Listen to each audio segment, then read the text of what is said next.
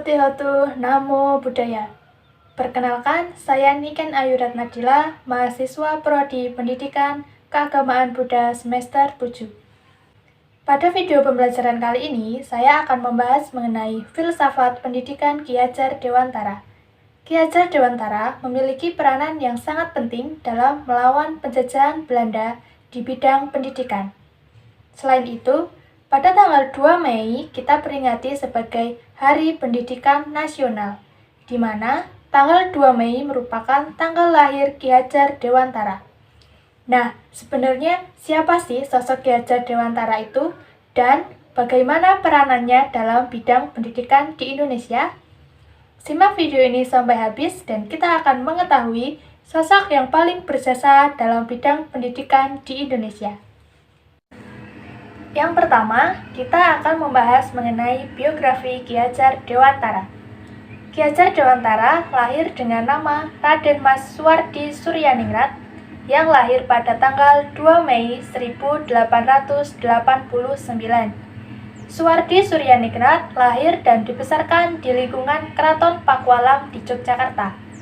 Ki Hajar Dewantara sempat bersekolah di Stovia atau Sekolah Dokter Pribumi. Kemudian, Ki Hajar Dewantara bekerja sebagai wartawan koran seperti Utusan Hindia dan Kaum Muda. Sejak muda, Ki Hajar Dewantara berani menentang pemerintah kolonial Belanda. Kemudian, Ki Hajar Dewantara bersama Douwes Dekker dan Cipto Mangunkusumo mendirikan Indische Partij pada tahun 1912 yang bertujuan untuk mencapai Indonesia merdeka.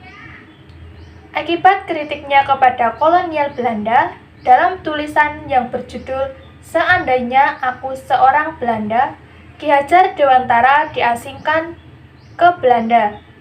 Pada masa pengasingan tersebut, dimanfaatkan Ki Hajar Dewantara untuk mendalami ilmu pendidikan dan pengajaran. Pada tahun 1919, Ki Hajar Dewantara kembali ke tanah air dan kembali mengkritik pemerintah kolonial Belanda lewat tulisan-tulisannya. Dan akibatnya, Ki Hajar Dewantara sering keluar masuk penjara. Pada tanggal 3 Juli 1922, Ki Hajar Dewantara mendirikan Lembaga Pendidikan Taman Siswa di Yogyakarta. Sejak saat itu, Suwardi Suryaningrat menggunakan nama Ki Hajar Dewantara. Anak-anak dari semua kalangan dapat bersekolah di taman siswa.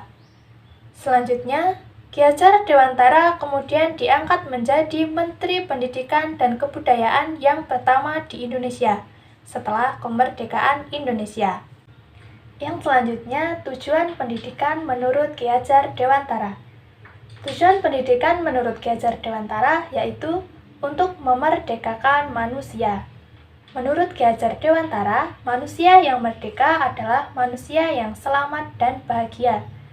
Selain itu, merdeka di sini memiliki arti bahwa setiap orang bisa memilih menjadi apa saja dengan catatan adanya penghargaan terhadap kemerdekaan yang dimiliki orang lain.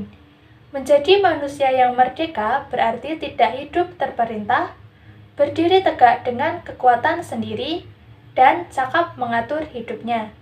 Dengan kata lain, pendidikan menjadikan seseorang mudah diatur tetapi tidak dapat disetir. Yang selanjutnya adalah semboyan pendidikan Ki Hajar Dewantara. Nah, pasti sudah tidak asing lagi bukan mengenai semboyan ini? Semboyan Tutwuri Handayani ini lahir sejak Ki Hajar Dewantara mendirikan Lembaga Pendidikan Taman Siswa. Semboyan ini sudah dipakai dalam pendidikan sejak Ki Hajar Dewantara mendirikan Taman Siswa hingga saat ini. Semboyan yang pertama yaitu Ing Ngarsa Sung Tulodo. Artinya, di depan memberi contoh. Ketika menjadi seorang pemimpin atau seorang guru, harus dapat memberikan suri tauladan untuk semua orang yang ada di sekitarnya. Yang kedua, Ing Madya Mangun Karso. Yang artinya, seorang pendidik atau guru yang selalu berada di tengah-tengah para muridnya dan terus-menerus membangun semangat dan ide-ide mereka untuk berkarya. Yang ketiga, Tutwuri Handayani.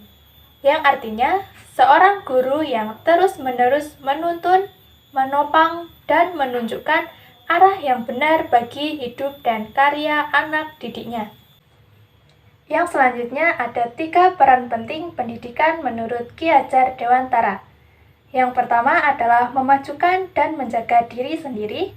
Yang kedua, memelihara dan memajukan bangsa. Dan yang ketiga adalah memelihara dan menjaga dunia.